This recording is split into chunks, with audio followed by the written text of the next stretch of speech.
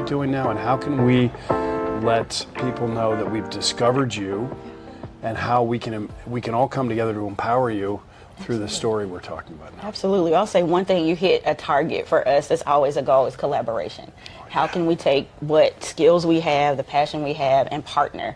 And we always like to say we help people take their desires and their dollars and turn it into impact. Because we have the expertise in a certain area that we can help them do that, but they have the desire and may not have the technical skills. And so we like to come alongside with their personal or whatever local expertise exists. We match that with our subject matter expertise and bring that project or that goal to fruition. And so at our firm is C-Suite Equity Consulting. C-Suite Equity Consulting. That's it. I'm big on branding and advertising for you because this is the point. How do they actually find you, though? So we are on all social platforms at C-Suite Consult, and then our website is C-Suite Equity Consulting, only one E between C-Suite and equity. Okay. That's it, .com. That's awesome. Okay, so now take me through a little journey. Okay. You know, there's a lot being done with urban development and smart cities and a lot of things we see out there in the world. Tell me, like, make it granular for me and our listeners.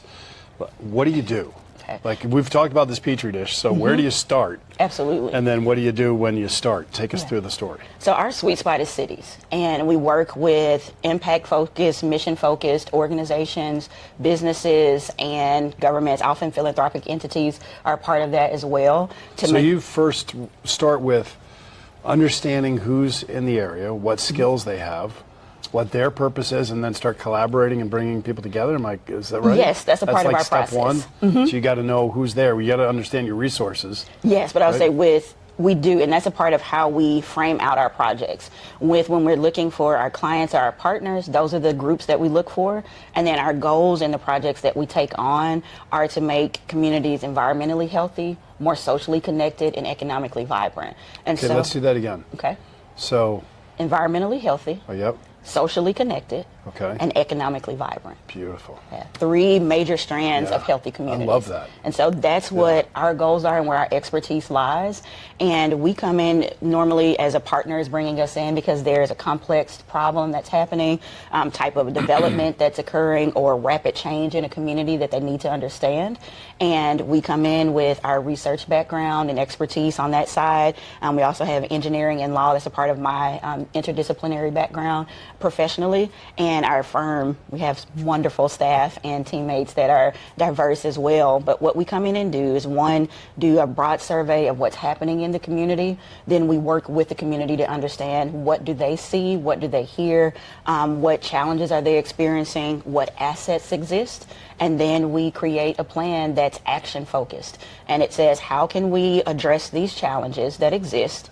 Some might be housing. So we don't have enough diverse in housing types to make sure that we have a community that can grow at different levels and scales and actually be resilient and sustainable when things happen or as the community grows. And so we come in and help to create a plan that's action focused that they can implement to help the community grow in a way that is sustainable over time, and that includes the residents who are there, those who want to come back, and those who are also new to the area. Okay, so there's something that hit me. So as I try to understand this is beautiful. Oh, thank you. And I'm going to put it in my words so Absolutely. you can tell me where I missed or if I'm on.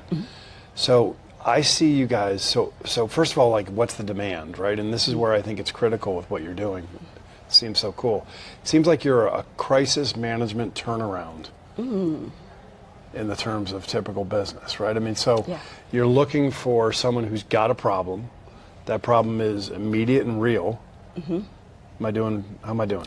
That's definitely about 50 to 75% of our business. Okay. So they're motivated to do something. Absolutely. Which is big when you get into politics, and right? So you're coming in my first book, I talked about, the third season, when people go through crisis or an interruption in their life or something that wakes them up, gives them an opportunity to make a shift in what they're doing.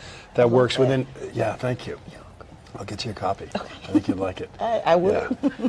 And all of us do that in our lives. We all have those times. And when we look back at them, we realize these are like usually the things that are the hardest, were the most opportunities to grow if we're awake and aware, right? Rather than rushing through that lesson.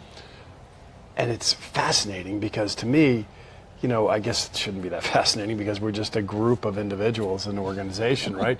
And I see organizations do the same thing, as well as, you know, countries and, and, you know, some of that going on today. So is that a correct assessment with 70%? Let's just start with a 50 to 70%. So you've got a real need. How do they choose you?